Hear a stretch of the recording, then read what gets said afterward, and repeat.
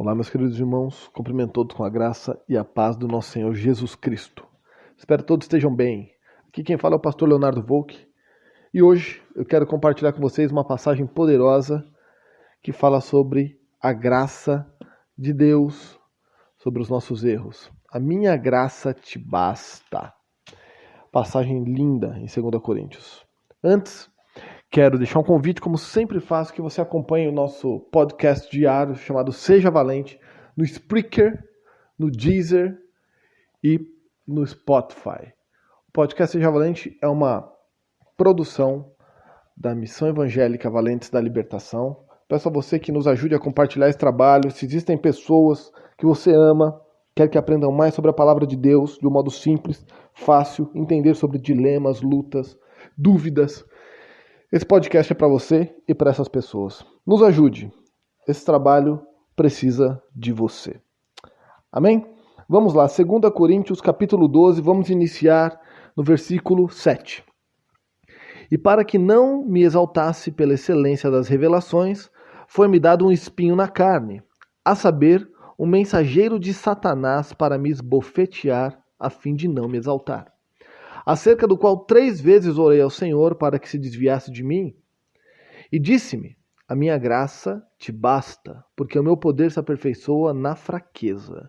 De boa vontade, pois, me gloriarei nas minhas fraquezas, para que em mim habite o poder de Cristo.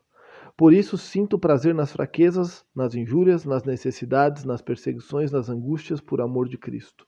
Porque quando estou fraco, então estou forte. Amém? Então aqui o apóstolo Paulo está relatando sobre o espinho na carne. Quando você pega o início do texto lá, o início do capítulo 12, o apóstolo Paulo começa a falar sobre as suas lutas, sobre vaidade, sobre conhecimento, enfim, ele começa a relatar um pouco dele mesmo ali, e das aflições e das revelações que Deus tem dado a ele. Então, tudo aquilo que Deus tem permitido o apóstolo Paulo passar, com relação às bênçãos que vêm do céu, de conhecimento, revelações, entendimento, ainda assim ele passa por lutas e aflições internas. Por quê? Porque Deus assim permitiu com que um mensageiro de Satanás viesse esbofeteá-lo. Pastor, quer dizer que o apóstolo Paulo apanhava do diabo? Claro que não. O que a palavra aqui nos quer dizer é que Paulo tinha uma necessidade profunda de lidar com alguns dilemas internos. Provavelmente podia ser uma prática pecaminosa, podiam ser desejos, podiam ser, enfim, uma série de coisas. Aqui nós podemos divagar em 1 milhão de assuntos, mas a Bíblia não é clara sobre aquilo que Paulo passava. Porém, era algo muito pessoal dele e que ele gostaria de ser livre. Quando nós trazemos um paralelo para a nossa vida, e aí nós começamos a olhar para nós mesmos, todos nós temos um espinho na carne, né? Todos nós temos. Alguns é a luxúria, prostituição, mentira, vaidosos, avarentos, enfim, cada um tem ali o seu espinho e sabe que isso incomoda. E quantas pessoas não têm orado e pedido para Deus tirar, mas essas pessoas continuam ainda lutando contra esses espinhos. Pois bem, eu quero lhe dizer que provavelmente você nunca será livre do seu espinho na carne, porque não somos melhores que Paulo, muito menos iguais a Paulo. Cada pessoa é uma.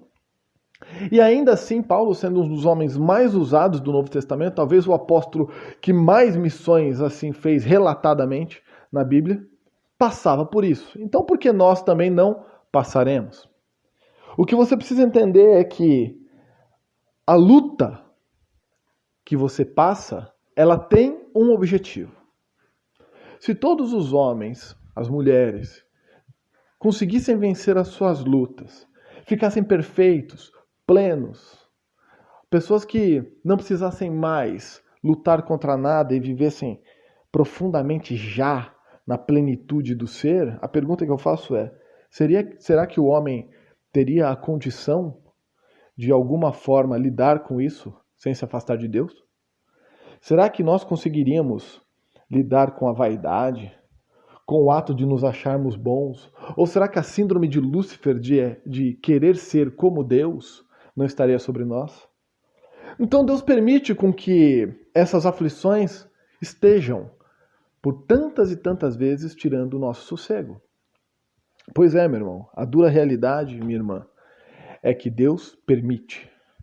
E são essas aflições que nos levam às orações, às súplicas, às buscas e nos trazem a consciência de quem nós somos. Pecadores que necessitam inteiramente da graça de Deus. Não tem como buscarmos pela graça e misericórdia de Deus sem compreendermos diariamente o quão necessitado disso nós somos. Quanto melhor nós nos tornamos em algo, quanto mais independentes nos tornamos em algo, mais distantes de Deus nos tornamos. É como aquele filho que, quando muito criancinha, começa a depender do pai e da mãe. E depende. E quando os pais se afastam, ele se sente perdido. É essa a relação que nós temos com Deus. Nós precisamos dele. E se Deus permitisse com que a perfeição se instalasse em nós, nesta terra, com este caráter distorcido pelo pecado original, certamente o fim seria de destruição. Todos se afastariam de Deus. Inclusive o apóstolo Paulo, que diz, e ele reconhece, quando ele pega no texto e diz assim, olha, Deus disse para ele, a minha graça te basta, porque o meu poder se aperfeiçoa na fraqueza. Depois no 10 ele já diz assim, por isso sinto prazer nas fraquezas, injúrias, necessidades, nas perseguições, nas angústias, por amor de Cristo, porque quando estou fraco, então estou forte. Olha que profundo isso. Quando estou fraco quer dizer quando estou necessitado, quando estou em sofrimento, quando as minhas angústias, as minhas lutas, o meu espinho na carne está ali gritando, então estou forte. Por quê? Porque está buscando a Deus. Aí a parte cerne desse texto é, a minha graça te basta. Deus não disse que ia livrar Paulo do sofrimento. Deus não disse que ia livrar Paulo das angústias, que ia tirar o espinho na carne, talvez até um ato pecaminoso que ele tivesse ali dentro dele. E ele rotineiramente lutava contra isso, por vezes caía, por vezes sofria, por vezes errava e voltava e pedia perdão e se arrependia e depois errava de novo. Olha só, preste atenção, Deus não disse que ia livrá-lo dele, mas Deus disse, a minha graça te basta. É a manifestação plena do poder soberano de Deus de amar e abençoar o pecador. E esta palavra nos traz uma libertação tremenda, porque ela nos mostra que Deus é ciente das batalhas internas que você tem. O papel do diabo é fazer você se sentir impuro, indigno, condenado, achando que Deus nunca mais vai te abençoar, Deus nunca mais vai falar com você, Deus não ouve a tua oração, porque você é tão sujo, você é tão pecador, as coisas que rondam a tua cabeça são tão imundas que você não tem coragem nem de contar para os outros. É isso que o diabo faz você pensar. E aí nós começamos a achar que Deus, na sua santidade, não quer ter parte com pessoas como nós, que são tão envolvidas na sujeira, tão envolvidas no pecado, alguns com pensamentos que não são nem fáceis de descrever, de tão profundos e talvez distorcidos que sejam. Vejam. E aí Deus está falando, olha só, a minha graça te basta. O que Deus está falando para você? A graça dele sobre você. O que é graça, pastor? Graça é o favor imerecido. É receber algo de Deus sem merecer. É ser abençoado sem ter a menor condição de receber isso. Graça é a prova máxima do amor de alguém que te ama por quem você é. Não pelo que você pensa ou pelo que você faz, mas porque você é. É isso. Então entenda, Deus conhece todas as suas lutas. Deus conhece os pensamentos que rondam a sua cabeça, conhece a tua infância, os teus traumas, de onde você veio, o que você passou, o que você fez e o que você quer fazer. Deus sabe. Não existe nada que esteja longe do conhecimento de Deus. Entenda uma coisa, Deus conhece o próprio demônio, porque o demônio, quando ele se tornou, Lúcifer se tornou Satanás, Deus conhece. Deus sabe do que ele é capaz. Deus conhece toda a natureza distorcida do homem, porque foi ele quem viu a queda do homem. Ele está lá em Gênesis, Deus viu Eva pecar, depois Adão, e foi lá e ainda disse, Adão, por tua causa, a terra vai sofrer. Você acha que Deus não conhece? Você acha que Deus não sabe? Ou que talvez os teus pecados possam escandalizar um Deus que conhece a própria essência do mal, que é Satanás? Deixa eu te falar uma coisa, meu querido irmão, minha querida irmã. Você que está sofrendo pelas coisas que você passa aqui na sua cabeça, que se acha indigno, Deus conhece coisas muito mais profundas do que esses essas coisas, talvez distorções da criação que passam por você. Deus não se espanta nem se escandaliza com nada. Ele está acima da nossa compreensão. E Deus não se afasta de pecadores. Pelo contrário, se Ele enviou o seu Filho, único, Jesus Cristo, para morrer por nós, é porque Ele não está interessado na quantidade, na má qualidade, ou quantos pecados que te rondam são mal cheirosos. Tem graça para você. A palavra diz, a minha graça te basta. O que ele quer dizer com isso? Você está lutando contra um pecado? A minha graça te basta. Ai, Deus, eu quero ser livre. Deus, eu quero ser livre. A minha graça te basta. O que basta para você, então? Saber que Ele está contigo nesta luta. Saber que Ele está trabalhando para te fazer mais forte. Nesta fraqueza. Saber que Ele, quando você dobra o teu joelho, pede perdão pelos seus pecados, quando você acabou de fazer algo que desagrada a Deus, Ele está indo para você lá e falando assim, ei, a minha graça te basta. Quem perdoa sou eu. Quem tem graça sou eu. Quem dá amor sou eu. Quem cuida de quem não merece sou eu. O sacrifício é para você. Conviva com a tua natureza humana, meu irmão e minha irmã. Conviva. Tenha consciência. Cresça na fé. Entenda que você vai passar a tua vida lutando contra os seus espinhos na carne. E você precisa conviver com isso. Você precisa começar a virar o teu foco para Deus. Parar de pensar nos seus pecados. Parar de pensar naquilo que você tem lutado contra. E saber que na verdade, é uma prática, ainda que péssima, mas é natural do ser humano lutar contra isso. Cada um tem que lutar contra o seu espinho na carne. Cada um tem que carregar a sua própria cruz. Cristo levou uma cruz por todos nós. Mas cada um tem a sua, que não substitui o sacrifício, mas é aquilo que você tem que lutar a sua vida toda. Não caia na teologia de que diz que você vai ser liberto, libertações, e você nunca mais, como se Deus fosse o mágico mandrake. As pessoas pensam que Deus é assim, né? Vai vir assim, o hipnólogo, e vai, pá, tirou da sua cabeça, você nunca mais vai sentir aquilo, acabou. Deus nos ensina nas nossas fraquezas.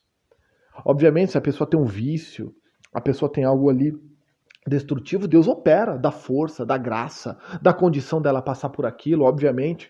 Deus não quer você escravo do pecado, mas Ele vai te fazer aprender a lidar com isso, a lidar com essas fraquezas. E todas as vezes que você se sentir fraco, você tem que dobrar o teu joelho e falar com Deus, porque é ali que você vai ser forte. Entende? É um paradoxo. É um paradoxo. Você vai ser forte na tua fraqueza. Então quer dizer que eu vou ser forte, eu vou vencer. Não.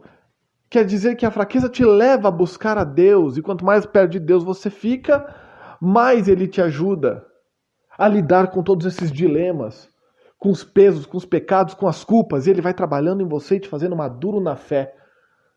Fazendo você ter consciência de que a graça dele te basta. Você ter consciência de que não existe nada que você possa fazer a não ser esperar por graça e misericórdia. E lutar todos os dias contra o espinho na carne, como Paulo fez. Ele lutava. Aqui não diz que ele parou de orar, pelo contrário, ele diz assim no versículo 8, acerca de cada qual 3 vezes orei ao Senhor para que me desviasse de mim.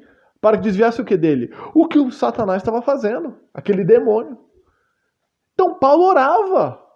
Ele pedia para Deus o livrar. Pedia e Deus falava, minha graça te basta. Mas Deus nunca falou, para de orar, para de pedir. Não.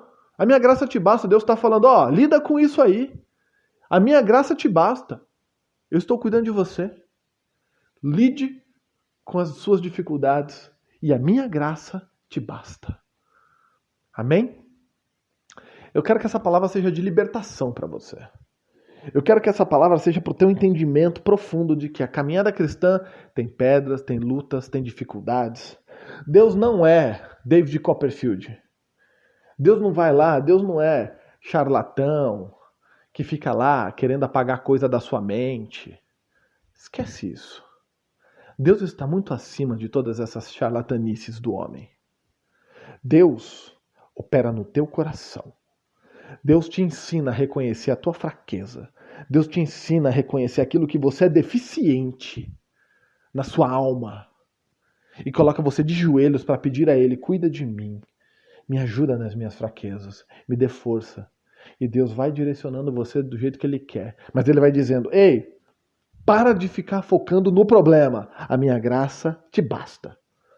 Foca em mim. Foca em mim. Foca em mim. Foca em ser melhor. Foca em buscar santidade. Caiu, levanta. Tropecei, pastor, pequei, levanta, pede perdão, continua de onde você parou.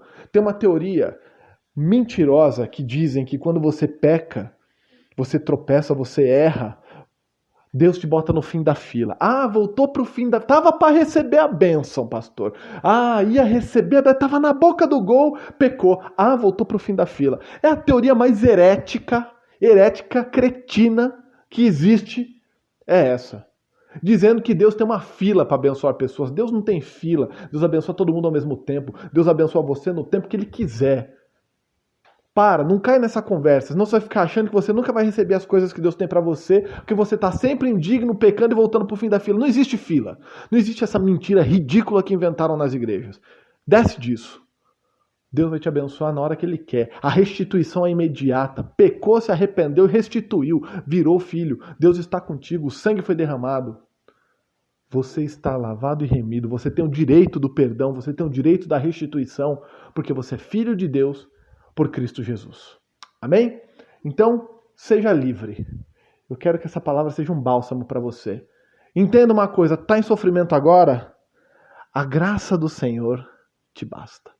É um favor imerecido. Você não merece, eu não mereço, mas ainda assim a graça dele está sobre nós. Amém? Deus te abençoe. Que essa palavra seja para o teu refrigério. Seja valente. Forte abraço.